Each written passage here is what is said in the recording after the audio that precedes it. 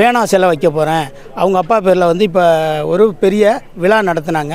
அந்த மாதிரி விழா இதுக்கெல்லாம் வந்து பல கோடி ரூபா ஒதுக்குறவர் வந்து பார்த்திங்கன்னா இன்றைக்கி விவசாயிகளுடைய நெல் பார்த்திங்கனாக்கா ஒவ்வொரு கொள்முதல் நிலையத்திலையும் பார்த்திங்கன்னா முளைச்சி நாற்றா வளர்ந்து வீணாக போகுது.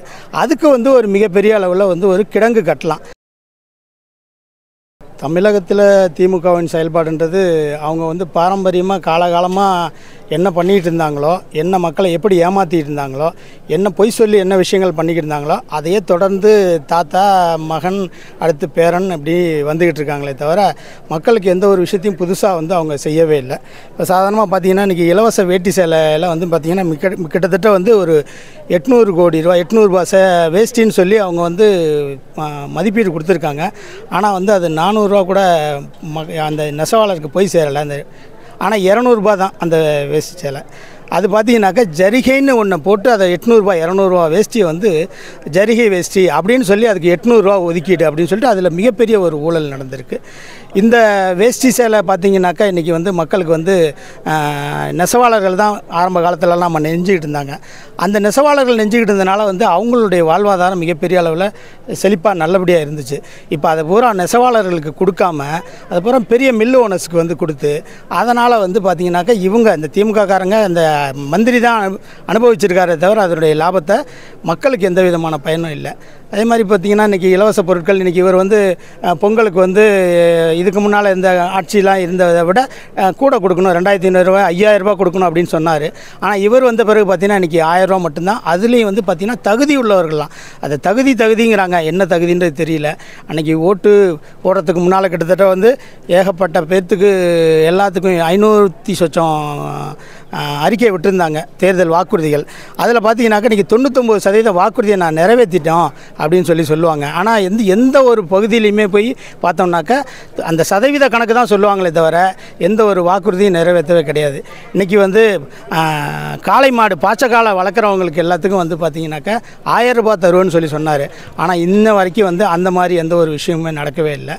அதை வந்து நாங்கள் தான் கொண்டு வந்தோம் அப்படின்னு சொல்கிறாரு. அதுக்கு வந்து முழுக்க வந்து மத்திய அரசினுடைய செயல்பாட்டினால தான் வந்து அந்த இன்றைக்கி வந்து ஜல்லிக்கட்டுங்கிற விஷயம் நடந்துக்கிட்டு இருக்கே தவிர இதுக்கும் அந்த அரசாங்கத்துக்கும் சம்மந்தம் இல்லை. இன்னும் சொல்லப்போனால் இன்றைக்கி சமீபத்தில் வந்து சென்னையில் பார்த்தீங்கன்னாக்கா இன்றைக்கி 6000 ரூபா வந்து நான் உடனடியாக நிவாரணம்னு சொல்லி கொடுத்துருக்காரு.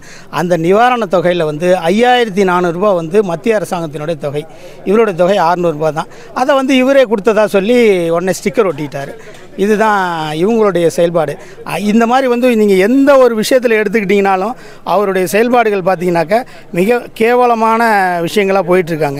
இந்த முதியோர் ஓய்வூதியம் பார்த்திங்கனாக்கா இந்த முதியோர் ஓய்வூதியத்தில் ஒரு சாதாரண ஒரு ரொம்ப ஏழைப்பட்ட மக்கள் இப்போ நாம் கண்கூடாவே நேரடியாக பார்த்துருக்கோம். ஒரு அம்மா வந்து அவங்களுக்கு வந்து அவங்க பையனுக்கு வந்து தன்னுடைய வீட்டை வந்து நீ வச்சுக்கப்பான்னு அவங்க பேரில் எழுதி கொடுத்துருந்தாங்க.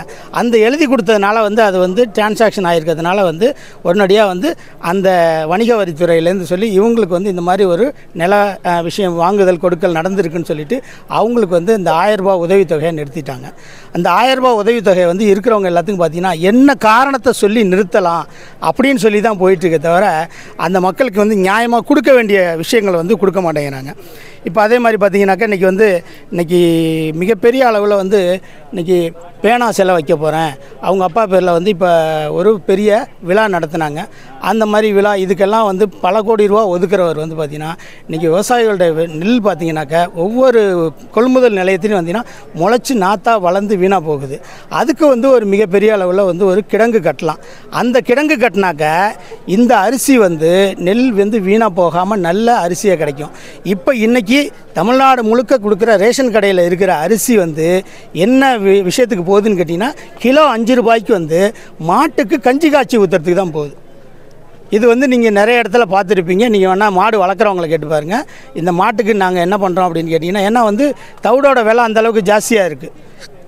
அந்த காரணத்தினால கிலோ 5 ரூபாய்க்கு வந்து இந்த அரிசியை வாங்கி கஞ்சி காய்ச்சி ஊற்றிட்டு இருக்காங்க. இதுக்கு தான் ரேஷன் அரிசி பயன்படுதே தவிர இன்னும் சொல்லப்போனால் வந்து இன்றைக்கி வந்து பார்த்திங்கனாக்கா மக்கள் எல்லோரும் கிராமங்கள்லாம் வந்து முன்ன அவங்களே நெல்லை வந்து வேக வச்சு அவங்களே அவிச்சு அவங்களே பண்ணிக்கிட்டு இருந்தாங்க. அதையெல்லாம் இன்றைக்கி வந்து சாத்தியம் இல்லாத சூழ்நிலையினால் வந்து எல்லாமே சிப்பத்தில் ஒரு சிப்பம் அரிசி வந்து 25 கிலோ அதை வந்து கிட்டத்தட்ட 900, 800, 1000 ரூபான்னு விற்றுக்கிட்டு இருந்தது. இன்றைக்கி காவிரியில் இந்த வருஷம் தண்ணி வராதனால இந்த திமுகவுடைய அரசினுடைய திட்டமிடல் சரியாக இல்லாதனால வந்து சீக்கிரமே தண்ணி திறந்து விட்டதுனால இன்றைக்கி டெல்டாவில் வந்து நெல் விளையல. நெல் விளையாதனால வந்து பார்த்திங்கனாக்கா இந்த அரிசி விலை பார்த்திங்கனாக்கா இன்றைக்கி 1800 800 விற்ற சிப்பம் அரிசி பார்த்திங்கன்னா 1800 எவ்வளோ பெரிய கொடுமையான விஷயம் பாருங்கள். அந்த 1800 தாண்டி இப்போ ஒழுங்காக இந்த ரேஷன் அரிசி நல்ல விதமாக இருந்துச்சுன்னா யாருக்கெல்லாம் கிடைக்குதோ, இன்றைக்கி மத்திய அரசாங்கத்திலேருந்து வந்து இன்றைக்கி தனியாக எக்ஸ்ட்ரா 25 கிலோ கொடுக்குறாங்க, இவங்க ஒரு 5 கிலோ தான் கொடுக்குறாங்க. ஆனால் இது எல்லாமே இவங்க கொடுக்கறதா சொல்லிகிட்டு இருக்காங்க. அதனால் கூடிய நிதி வந்து 30 கிலோ அரிசியில் 25 கிலோ அரிசிக்கு வந்து மத்திய அரசினுடைய நிதி 5 கிலோ தான் இவங்க கொடுக்குறாங்க. இது எல்லாமே இவங்க கொடுக்கறதா சொல்கிறாங்க. ஆனால் அந்த அரிசி வந்து நல்ல அரிசியாக இருக்குதான்னு கேட்டால் இல்லை. ஸோ இந்த கொள்முதல் பண்ணுறதுலேருந்து இதை பண்ணுறது எல்லாமே இந்த இவங்களுடைய கையில் தான் இருக்குது. அதை நல்ல விதமாக விளைய வைக்கலாம். அதை தாண்டி இப்போ இந்த காவிரியில் இந்த வருஷம் தண்ணி வராதனால பார்த்திங்கன்னா மிகப்பெரிய பேரிழப்பு, மிகப்பெரிய சிரமம்.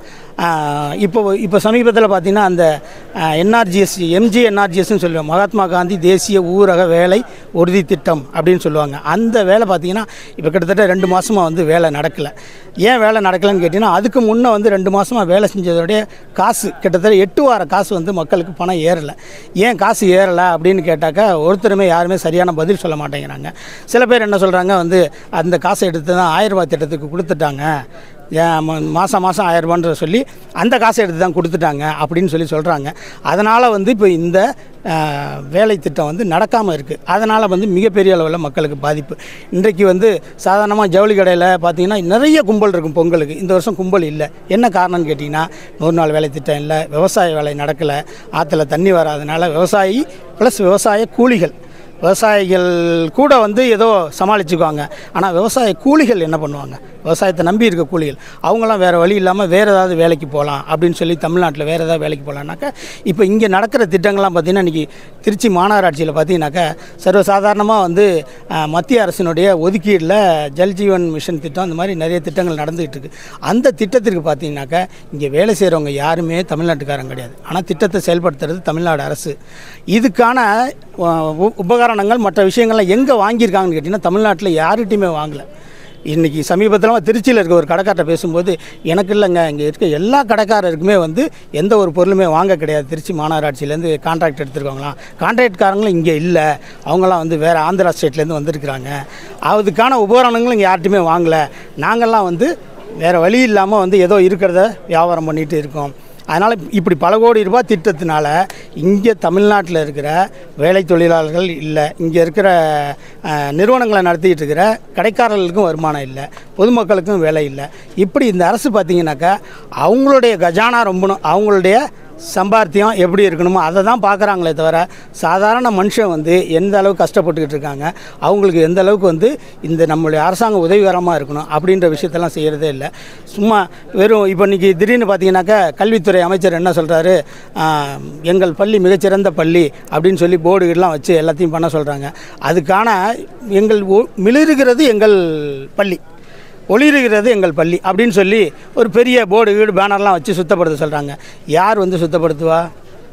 அங்கே இருக்க மாணவர்கள் சுத்தப்படுத்த சொன்னாக்க மாணவர்கள் செய்ய மாட்டேன்றாங்க. மாணவர்களை நீங்கள் அடிக்கக்கூடாதுன்றீங்க. மாணவர்கள் எப்படி படிப்பாங்க, எப்படி டீச்சர்ஸ் வந்து அவங்கள வந்து படிக்க வைப்பாங்க? ஸோ அதனால் வந்து கல்வியினுடைய தரமும் பாதிக்கப்படுது. அங்கே இருக்கவங்களை பார்த்தீங்கன்னாக்க தூய்மை பணியாளர்கள்னு சொல்லி மத்திய அரசாங்கத்திலேருந்து இருக்கிற அவங்க ஒரு 4-5 பேர் வேலை செய்கிறாங்கன்னா ஒரு பஞ்சாயத்தில் அவங்க தான் போய் அந்த பள்ளியை வந்து சுத்தம் பண்ணுறாங்க. வேறு யாரும் அவங்க அந்த 5 பேர்த்தால் பள்ளியை சுத்தம் பண்ண முடியுமானா முடியாது. அந்த மாதிரி வந்து காசு செலவு பண்ணாமல் அந்த திட்டம் இந்த திட்டம் நம்ம ஒரு சூப்பரு அப்படின்னு சும்மா பேனரை வச்சுக்கிட்டு மிளிருகிறது எங்கள் பள்ளி இப்படின்னு வெறுங்கையை கொண்டு முளம் போடுறதுன்னு சொல்லுவாங்க பார்த்தீங்களா, அந்த மாதிரி தான் வந்து இதனுடைய அரசாங்கத்தினுடைய செயல்பாடு இருந்துகிட்ருக்கு. அதை தாண்டி இன்றைக்கி ஒரு விஷயம் என்னன்னு கேட்டிங்கனாக்கா மோடி அரசாங்கத்தினுடைய செயல்பாடு, மோடி அரசாங்கம் என்னென்ன தமிழ்நாட்டுக்கு கொடுத்துருக்கு அப்படின்னு சொன்னால் மிகப்பெரிய பட்டியல் வாசிச்சிருக்கார். இப்போ திருச்சி ஏர்போர்ட்டை வந்து திறந்த போது வந்து அவங்க வந்து முதல்வரை மேடையில் உட்கார வச்சுக்கிட்டே சொன்னார் என்னென்ன திட்டங்களுக்கு எவ்வளோ பணம் ஒதுக்கியிருக்கோம் அப்படின்னு சொல்லி மிகப்பெரிய பட்டியல் வாசித்தாங்க. நீங்கள் வந்து என்ன செஞ்சீங்க அப்படின்னு கேட்டாங்க. அவ்வளோ பெரிய பட்டியல் வாசித்தாங்க. இவங்களால் எந்த ஒரு பதிலுமே சொல்ல முடியல. மிகப்பெரிய அளவில் நிறைய திட்டங்கள் கொடுத்துருக்காங்க. இன்றைக்கி சிதம்பரம் சாலை இதுவே பார்த்திங்கனாக்கா இன்றைக்கி மத்திய அரசாங்க திட்டம் இப்போ தான் அவர் வந்து திறந்து வச்சார். இப்போ அதை தாண்டி அதுக்கு அடுத்தபடியாக வந்து இப்போ ராமர் கோயில் நீங்கள் இந்தியாவில் வந்து எங்கேயுமே வந்து பார்த்திங்கனாக்கா டிசம்பர் 6 அப்படின்ற ஒரு விஷயத்துக்கு பதட்டமான சூழ்நிலை எதுவுமே கிடையாது. ஆனால் இந்த திமுக அரசாங்கம் மட்டும் வந்து பார்த்திங்கன்னா இந்த சிறுபான்மையின மக்களை வந்து எப்பயுமே ஒரு பதட்டத்தோடு வச்சுருக்கணும், அவங்கள வந்து ஒரு பயத்தோடு வச்சுக்கணும் அப்படிங்கிற காரணத்துக்காக தங்களுடைய ஓட்டு வங்கியை அவங்கள பயன்படுத்திக்கணுங்கிறதுக்காக வந்து அவங்கள்ட்ட வந்து வேணும்னே இவங்களுடைய தூண்டுதல் பேரில் டிசம்பர் 6 இது ஒழிப்பு திட்டம், அதாவது பாபர் மசூதி இடிப்பு அப்படின்னு சொல்லி அந்த விஷயத்தை வந்து போட்டு நோட்டீஸ் அடித்து ஒட்டி அதை மிகப்பெரிய அளவில் ஃபோக்கஸ் பண்ணிக்கிட்டு இருந்தாங்க. அது வந்து பார்த்திங்கனாக்கா உங்களுக்கு தெரியும், ஆர்கியாலஜிஸ்ட்னு சொல்லி அந்த தொல்லியல் துறையில் ஒரு மாணவர், அவர் வந்து பார்த்திங்கனாக்கா ஒரு முஸ்லீம் மாணவர், அவருடைய பேட்டி நீங்கள் வலைதளத்தில் பார்த்துருப்பீங்க, எல்லா இடத்துலையுமே வந்திருக்கு, வாட்ஸ்அப்பில் இன்றைக்கி எல்லா கிராமத்துக்கும் போயிடுச்சு. அவர் என்ன சொல்கிறாருன்னா, எங்களுடைய முஸ்லீம்களுடைய கோட்பாடு என்னன்னு கேட்டிங்கன்னா, ஒரு கோவில் இருந்த இடத்துல ஒரு மசூதி இருந்திருந்தால் அந்த இடத்துல மசூதி கட்டக்கூடாதுங்கிறது தான் அவங்களுடைய குரான் சொல்லுது. ஸோ அதனால் வந்து இந்த இடம் வந்து இந்துக்களுடைய கோயிலுங்கிறதுனால வந்து அதை இந்துக்கள்கிட்ட கொடுத்துடணும்னு சொல்லி உத்தரப்பிரதேசில் இருக்க முஸ்லீம்கள் அத்தனை பேர் ஏற்றுக்கிட்டாங்க. ஆனால் இதை இந்த திமுக அரசு வந்து தமிழ்நாட்டில் தவறான முறையில் இந்த மக்களுக்கு புரிதல் இல்லாமல் பண்ணணுங்கிறதுக்காக அந்த சிறுபான்மையினற்ற தவறான விஷயங்களை சொல்லி அவங்களுக்கு வந்து டிசம்பர் 6னாக்கா பாபர் மசூதி இடிப்பு தினம் இப்படின்னு ஒரு ஃபிலிம் காட்டிட்டு இருந்தாங்க. அந்த விஷயம் வந்து இப்போ இன்றைக்கி ஒழிக்கப்பட்டிருக்கு. இன்றைக்கி வந்து நரேந்திர மோடி வந்து ராமருடைய அவருடைய குலதெய்வம் வந்து எதுனாக்கா ஸ்ரீரங்கம் ரங்கநாதர் தான். இந்த குலதெய்வத்தை வழிபட்ட பிறகு ராமராலையும் சீதாதேவியாலையும் உருவாக்கப்பட்ட லிங்கம் வந்து ராமேஸ்வரத்தில் இருக்குது. ஸோ அந்த ராமேஸ்வரத்தில் ராம தீர்த்தத்தில் இதில் இன்னொரு முக்கியமான விஷயம் என்னென்னு கேட்டிங்கனாக்கா, காசிக்கும் ராமேஸ்வரத்துக்கும் ஒரு மிகப்பெரிய வந்து ஒரு தொடர்பு உண்டு. என்ன தொடர்புன்னு கேட்டிங்கன்னா, வடநாட்டில் இருக்கிறவங்க ராமேஸ்வரத்துக்கு வந்தாங்கன்னா இங்கே வந்து கடலில் புனித நீராடி அவங்களுடைய முன்னோர்களுக்கு தர்ப்பணம் பண்ணிவிட்டு இங்கே இருந்த கடல் நீரையும் அந்த மண்ணையும் இங்கேருந்து அவங்க வீட்டுக்கு எடுத்துகிட்டு போவாங்க. இது வந்து காலகாலமாக நடந்துகிட்டு இருக்க விஷயம். இதெல்லாம் வந்து தமிழ்நாட்டில் இருக்க மக்களுக்கு தெரியாது. நார்த் இந்தியா மக்கள் அதை தான் பண்ணிகிட்டு இருக்காங்க. ஆனால் இங்கே இருக்க யாருக்கெல்லாம் தெரியுது, அவங்க வந்து காசிக்கு போனாங்கன்னாக்கா காசியில் போயிட்டு கங்கையில் குளிச்சுட்டு அங்கே முன்னோர்களுக்கு தர்ப்பணம் பண்ணிவிட்டு காசி விஸ்வநாதரை தரிசனம் பண்ணிவிட்டு திரும்ப அங்கேருந்து காசி தீர்த்தத்தை எடுத்துகிட்டு வருவாங்க. அது எதுக்காகன்னு கேட்டிங்கனாக்கா, இவங்க வீட்டில் வந்து வயதானவங்க இறந்து போட்டாங்கனாக்கா அவங்கள வந்து அந்த கடைசி நேரத்தில் குளியல் செய்யும் பொழுது வந்து அந்த காசி தீர்த்தத்தால் அவங்களுக்கு வந்து நீராட்டணும் அப்படிங்கிறதுக்காக அங்கேருந்து காசி தீர்த்தத்தை கொண்டு வராங்க. ஸோ இப்போ வடக்க இருக்கிறவங்க தெற்கையும் தெற்க இருக்கிறவங்க வடக்கையும் வந்து காலகாலமாக இந்த புரிதலோடு வந்து இயங்கிக்கிட்டு இருந்தாங்க.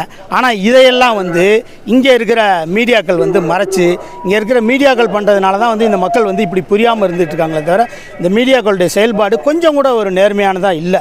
எல்லாமே வந்து இன்றைக்கி ஒரு மீட்டிங் நடக்குதுன்னு பார்த்தீங்கன்னா கண்கூட நிறைய சமயத்தில் நான் பார்த்துருக்கேன். ஒரு சின்ன மீட்டிங் நடக்குதுன்னா மீட்டிங் முடிஞ்ச உடனே எல்லாரும் ஓரமாக போவாங்க. பார்த்தீங்கன்னாக்கா மீடியாக்காரங்க எல்லாரும் 200 ஒரு கவரில் போட்டு கொடுப்பாங்க. இது எவ்வளோ பெரிய கேவலமான விஷயம். மீடியான்றது வந்து அந்த காலத்தில் எப்படி புலவர்கள்லாம் வந்து மன்னருடைய ஆட்சியை வந்து சரியில்லைனாக்கா எப்படி மன்னரை தட்டி கேட்டாங்களோ அது மாதிரி இன்றைக்கி இந்த இருக்கிற ஆட்சியை வந்து சரிப்படுத்த வேண்டியது மீடியா தான். இந்த மீடியா வந்து ரொம்ப மகா கேவலமாக இருக்குது. இது மாதிரி வந்து எந்த ஒரு ஸ்டேட்லேயுமே இல்லை. இந்த ஸ்டேட்டில் தான் அவ்வளோ மோசமாக இருக்குது. அந்த மாதிரி வந்து இன்றைக்கி மோடி வந்து இன்றைக்கி ஸ்ரீரங்கத்துலேருந்து திரும்ப வந்து ராமேஸ்வரம் போயிட்டு அங்கே வந்து ஒரு நாள் தங்கி இருந்துட்டு அங்கே கடலில் குளிச்சுட்டு அந்த ராமரை வணங்கிட்டு, அது இன்னும் சொல்லப்போனாக்கா வந்து அங்கே சீதாதேவி வந்து தன்னுடைய கையால் மணலாலே சிவலிங்கம் செஞ்சு அவர் ராமர் இல்லாதனால தர்ப்பணங்காரியம் பண்ணுறதுக்கு இவங்களாக வந்து மண்ணை வந்து பிண்டமாக பிடிச்சு கொடுத்தப்ப தசரத மகா சக்கரவர்த்தி வந்து நேரடியாக வந்து அதை வாங்கிக்கிட்டதாக வந்து ஒரு ஐதீகம். அதை நம்ம படிச்சிருக்கிறோம், நிறைய புராணங்களில் சொல்லிகிட்டு இருக்காங்க. அந்த மாதிரி இடத்துல வந்து அவர் ஒரு நாள் தங்கியிருந்து அங்கே முடிச்சுட்டு அடுத்த நாள் காலையில் நாளை காலையில் வந்து கோதண்டராமர் சன்னதியில் வழிபட்டுட்டு நேராக அங்கேருந்து அயோத்திக்கு போகிறார். அயோத்திக்கு போயிட்டு இந்த பிராண பிரதிஷ்டை பண்ணுறார். அவர் வந்து இன்றைக்கி கிட்டத்தட்ட 20 நாளைக்கு மேலே வந்து அவர் வந்து விரதம் இருந்துகிட்ருக்கார். அந்த விரதத்தை பூர்த்தி வந்து அங்கே பிராண பிரதிஷ்டைன்னு சொன்னாக்கா இப்போ செய்ய போகிறது வந்து பார்த்தீங்கன்னாக்கா, அதாவது வந்து தென்னிந்திய கோயில்களில் பஞ்சராத்தன வைகானச ஆகமம்னு 2 விதமான விஷயம் வந்து ஃபாலோ பண்ணுறாங்க. ஆனால் அயோத்தியில் இப்போ பண்ண போகிறது வந்து வைதிக பிரதிஷ்டை.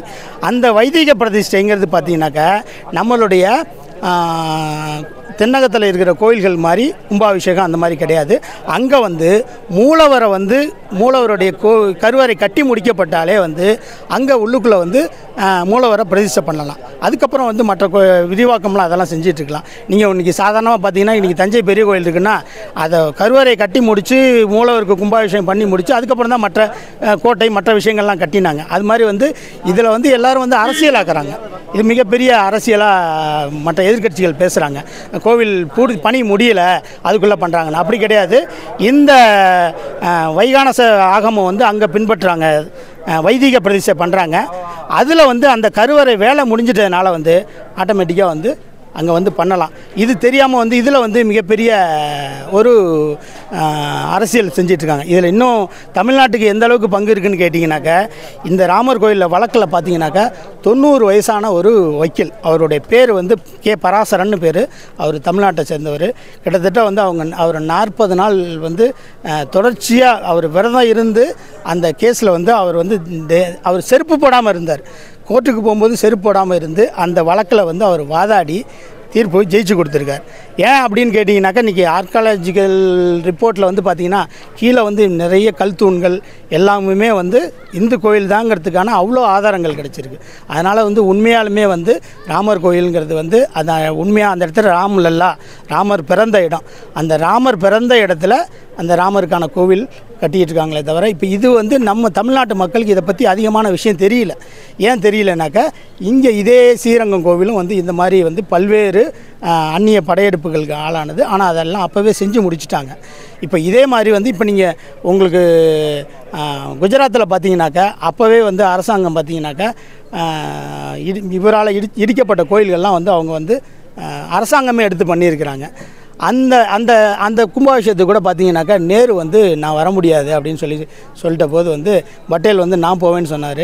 அதுக்கு வந்து நீங்கள் போகக்கூடாது, அரசாங்க பிரதிநிதியாக கலந்து, நான் அரசாங்க பிரதிநிதியாக இல்லை, நான் ஒரு இந்துவாக போகிறேன் அப்படின்னு சொல்லிட்டு பட்டேல் வந்து அந்த கோவில் விசேஷத்தில் கலந்துக்கிட்டார். குஜராத்தில் சோமநாதர் ஆலயம் அது வந்து கஜினி முகமதால் வந்து 17 முறை படையெடுத்து அழிக்கப்பட்டது.